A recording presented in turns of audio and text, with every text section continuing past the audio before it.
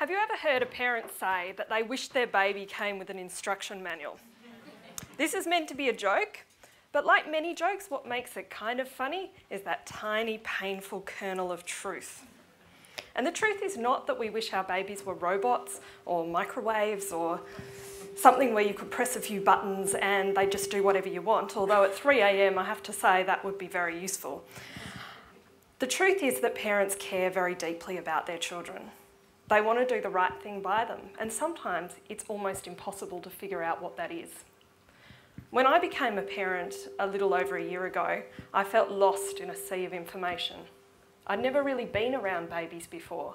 I have one younger sister, but we're close enough in age that I don't remember how my parents parented her. I didn't have that experience that perhaps previous generations have had to draw on. Now, this left me with no preconceptions really of how to parent a baby, which was in some ways liberating, but it also left me with a huge knowledge gap. So I did my best to try and address that knowledge gap. I went to antenatal classes, I read parenting books, I jumped on internet forums, I talked to everyone I knew, I talked to every health professional I could pin down, and I got no shortage of advice. But after a while, I started to get really frustrated because the advice I got was really superficial. And it was really prescriptive. And it didn't necessarily make sense for me and my baby.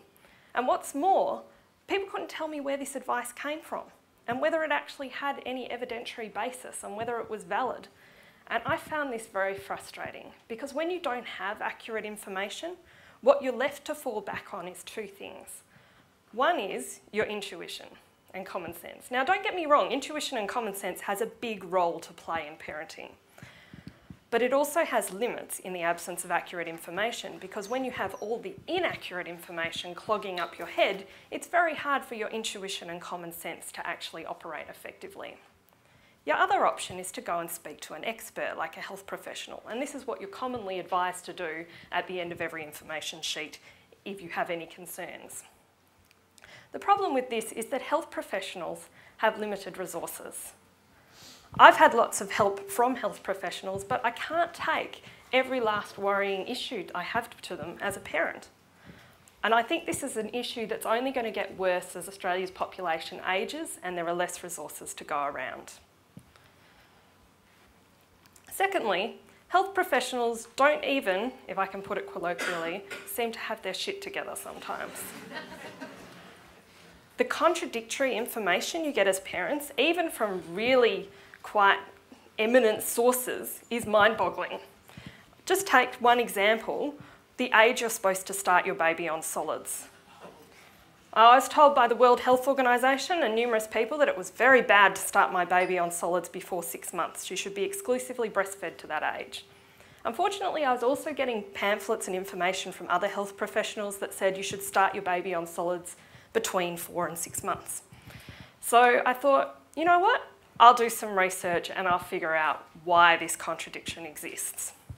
And I located a paper by no less than the European and American Societies of Paediatrics, Gastroenterology, Hepatology and Nutrition, a policy position paper on this issue. And I thought, if anyone is going to give me a coherent answer, these people ought to be able to. So in there it said, what's desirable, what's best for the baby is to breastfeed exclusively to 6 months, so no solids before then. But then in the very next sentence, it said solids should be started not before 17 weeks and no later than 26 weeks. Is it any wonder parents are suspicious of expert advice? So it's the parents who have to parent children. Even when experts can give you good advice, they can't be there every second of the day. And you are an expert in your baby. What's normal behaviour for one baby can be completely abnormal behaviour for another baby. It's not feasible to give experts better knowledge in every child, but it is feasible to give parents better information about child health and development. And I think we really need to do this because one of the very important factors in parenting is confidence. And one of the actual real situations we have is that 1 in 7 mothers in Australia suffer postnatal depression or anxiety. Now that's clinically diagnosable postnatal depression or anxiety. A far higher proportion suffer depressed and anxious feelings of a lesser severity.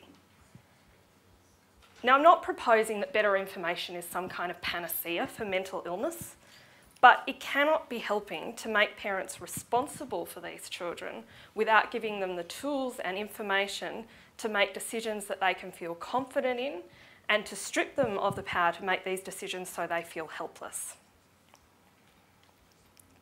Parents themselves are a bit dissatisfied with the situation, the gap between what health professionals tell them they need to know in these prescriptive sheets and what they actually need to know for children, and what's sprung up in that gap is the parenting industry, all the paraphernalia, all the gurus, all the baby whisperers, all the people who will charge you an arm and a leg to solve your problems.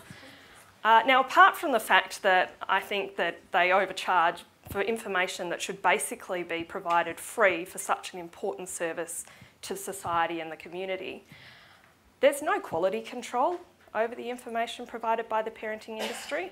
And if you think what's in the parenting books is bad, what about what's in the internet? And I can tell you as a parent, the first thing I do when my baby develops a rash or suspicious breathing is I jump on Google and I try and look through information. And it's very frustrating to not have any other alternative. So I think we can do better. And I felt, even at 3 months after I'd had my baby, when I was chronically sleep deprived, I was getting up 5, 6, 7, 8 times a night to feed her. I was lying on the sheet where they assess your risk for postnatal depression because I didn't want to admit I had a problem. I decided that the solution for me was to actually get better information. And so despite being so sleep deprived, I took it upon myself to go and read studies and to find the actual source behind these recommendations and to try and work out some sensible answers. And I took to writing it up so that other parents could access it. And I'm not a health professional, and maybe I've made mistakes.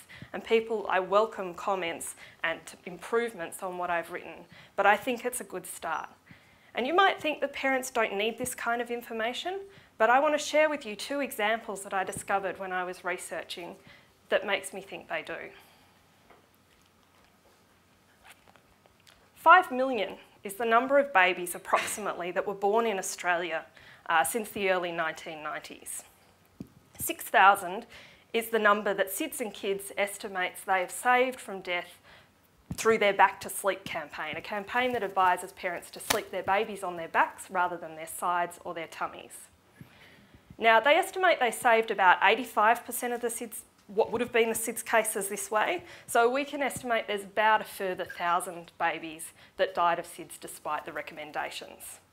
Now, what you should draw from these figures is not just that 6,000 babies were saved, which is a wonderful thing, but that the chance of your baby dying at all, regardless of whether you sleep them on their back, their side or their tummy, is actually really low. It's in the vicinity of 0.1%. Now, this is important because complying with these recommendations is not necessarily an easy matter. Firstly, some babies don't appreciate being put to sleep on their backs. They will scream for hours. They might not sleep for more than 20 minutes at a time. And this is really glossed over in the literature you get. At most, if it's mentioned, it just says, oh, keep putting them on your back and your baby will adjust. Well, I reckon there is actually no evidentiary basis for that statement. I think there are babies who never adjust. And I think of the babies who do adjust, there can be nights, weeks, months of screaming and sleep deprivation involved. And I think what it boils down to is this question: how much quality of life for parent and baby ought to be sacrificed to avoid this fairly small risk? And it is not a choice that experts and benevolent organisations should be making for parents. It's a choice that parents need to make for themselves, knowing the context of their baby and their family. And they can't make it when all they get is a brochure that says, sleep on back, tick, sleep on stomach, cross, very dangerous. What's more, people who are in this situation are left with a choice to either try and struggle with the recommendation and the sleep deprivation, or to choose not to comply and then struggle with the anxiety and guilt that they're doing something very dangerous. And that's what brings me to the final figure on here, 714,000. This is the number of mothers of those 5 million babies, approximately, who would have had clinically diagnosable postnatal depression or anxiety. That's depression or anxiety to an extent that it's impacted on the ability to look after themselves and look after their baby. And in particular, their baby's well-being and safety.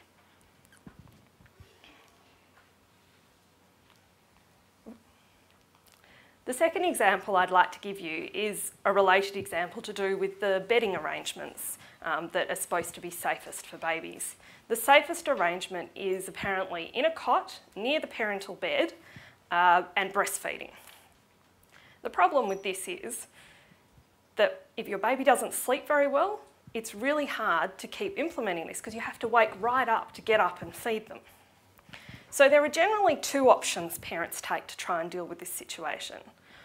One is the dreaded option of co-sleeping, which you're warned not to do. So I started looking into studies on co-sleeping, and what I found is that the studies that actually separated out risk factors like alcohol and soft bedding and whether you're smoking and whether there are other people in the bed and whether the bed is an appropriate place or somewhere where the baby might get wedged between the mattress and the wall. When you separate out these factors and you have a safe co-sleeping arrangement, there's no evidence that it's actually any more dangerous than the cot sleeping arrangement. But health professionals resolutely refuse to tell parents this for fear that they might adopt a co-sleeping arrangement at all. So there's that option. The other option is to put your baby on a bottle, and the reason you do this is it would allow you to share the load with another person if you have an available partner. So you go and sleep for part of the night while the other person's responsible for the feeding and waking, and then you swap. Now, failure to breastfeed is supposed to elevate the risk of SIDS by 2. That's not hugely significant in the scheme of things, given how low the rate of SIDS is generally, but you're given a warning not to do it. Alternatively, you could put your baby in a different room for, say, 6 hours. Just decide, I'm just going to let them scream. Unfortunately, having your baby in a different room also elevates the risk of SIDS. So then you might try, and a lot of people do some combination of bottle feeding and separate room as well. So they're all quite common choices. And you can see when you start looking at it in that context that the dreaded co-sleeping is actually not nearly as bad as some of the other options that people do all the time. But you can bet that if your baby actually did happen to die of SIDS and you were co-sleeping, there would be a lot of judgment. But I think what's really interesting is that, and what the real issue here is that the optimum arrangement does not take into account what happens if you are chronically sleep deprived trying to carry it out. When I was trying to carry out this arrangement, I was so sleep deprived that I was falling asleep with my baby in unexpected places. I'd just sit down on the sofa and just rest my head for a moment and wake up 20 minutes later. I'd do the same in soft bedding. And when you fall asleep in those sorts of unsafe co-sleeping arrangements, the relative risk is actually 15 times the risk of the safe arrangement or the safe co-sleeping arrangement. And that's not even taking into account other risks you get from being chronically tired, such as when you drive a car. Just going without sleep for one 24-hour period is like having a blood alcohol content of 0.1%. And it elevates your chance of having an accident 7 times. And when you start factoring all this in to your situation, when you're able to have the data to do this, you might find that the choice you thought was the safe choice is not in fact the safest choice at all. This is why parents need the information, so that they can factor in this little thing that I like to call reality. So what can we do instead? Well, I think parents still need basic information. Most parents are not going to want to do what I did and actually go and wade through hundreds of scientific studies. Not to mention that most parents would have trouble interpreting those studies. So I think we still need the basic information, but instead of the checklists, instead of the ticks and the crosses and the do's and do nots, we need information that helps parents problem solve real-world situations. We need to be thinking about whether these recommendations have problems being implemented in practice and have flowcharts and decision-making frameworks that help parents work out what to do in those situations. I think we also do need to have access to the academic research for parents, and they ought to be able to drill down from particular recommendations to see what evidence, if any, supports those recommendations.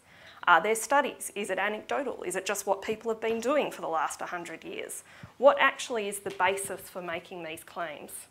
But like I said, I wouldn't expect parents to be able to wade through all that academic research, and quite frankly, it would take them away from their main job, which is parenting. So I think what we need is a middle layer, and the middle layer should summarise the research in plain English. It should explain causality and correlation and what the difference is. It should help you understand why certain studies are strong and other studies have weaknesses, and how to interpret things when studies contradict. And what should also be in this layer is an opportunity for parents to discuss what they're reading and to discuss how it applies to their lives and to try and make sense of it.